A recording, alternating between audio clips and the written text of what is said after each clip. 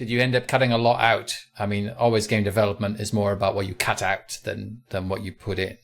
But did you find like there's a lot of puzzles and maybe even writing that you had to like put to one side and say, you know what, yeah, that doesn't quite fit, or you know, it's a little bit wonky, something like that? We did a lot of puzzles, more than we probably needed to do, but that was always a requirement also in Talos 1, because you don't know which puzzles will work and which won't. You do puzzles that you have time and ideas for, and then you put it on the testing and see how they go, and then you decide which one will go in and which one will not. So there is certainly the double number of puzzles than that there will be in the game. But that doesn't mean that players are missing something, just on the contrary. Most of those were maybe not poorly designed, or maybe too easy, or maybe sometimes recycling the same idea, which is not giving anything new to the table, and or even too hard. But we choose the right ones, and this time the first time we just used the subjective process kind of. This time we were more analytical. We had many testers going through it. They were giving grades for the difficulty and fun, so we had some actual metrics that we could reference to for the puzzle selection that ended up in the game. There is whole mechanic or puzzle clusters that we had, that we made all the puzzles and everything, and in the end it was the poorest graded puzzle cluster, and really very love and hate, but like half and half, and you cannot have half of players not liking your thing, no matter how other half is liking that.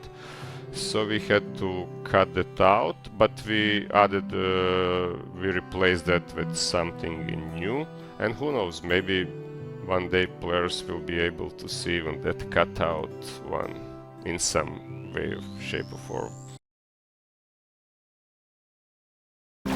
Oh, it's not one of the main ones. It's just what they call the lost levels. It's strange that some of these puzzles seem disconnected from the rest. Like it's all unfinished. Or still evolving. Well, yeah, so this is the problem when you're making the puzzle game, you expect that every player or 99% of players that start the game can finish all the puzzles. So then you have the lowest common denominator for puzzle difficulty, because even the worst player have to pass through the puzzles. And then you have some very clever puzzles. Sometimes you design very, very clever puzzles, and you are sad because it proves that testers in very large percentage cannot solve within some reasonable amount of time. So you have to pass on that puzzle because it was just too ingenious, maybe.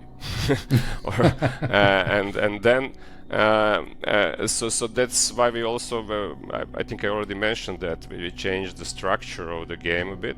So now we have some redundant puzzles, and you won't have to solve each and every puzzle of the game to finish the game. But we also find the formula to put the most difficult puzzles inside for player to be able to taste even those. Of course, they are not obligatory, but they will be somehow protected, because also, you don't know that it's not for you until you try it, and then if you try it, and then if you try each and every, it can be really frustrating if you cannot solve the puzzle for a long amount of time, and it can actually decrease the experience of the game. You have to kind of prove yourself, yes, that you are worthy of solving the hardest puzzles. Yeah.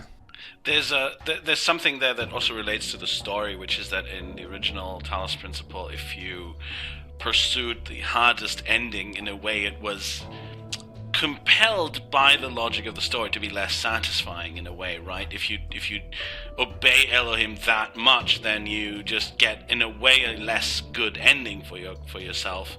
And in the same way, getting the sort of regular ending is also, it's some people enjoy it, but there is kind of a logic that compels it to be what it is, and I'm not like upset about that. I think that's just inherent to what the game was. But I think for Talos 2, there are very nice rewards for doing the very hard stuff, while there's also, you can have a proper ending without that, but then the rewards for pursuing the very difficult things are actually appropriate to that, so you can really achieve things that feel good, and you feel happy that you've done them.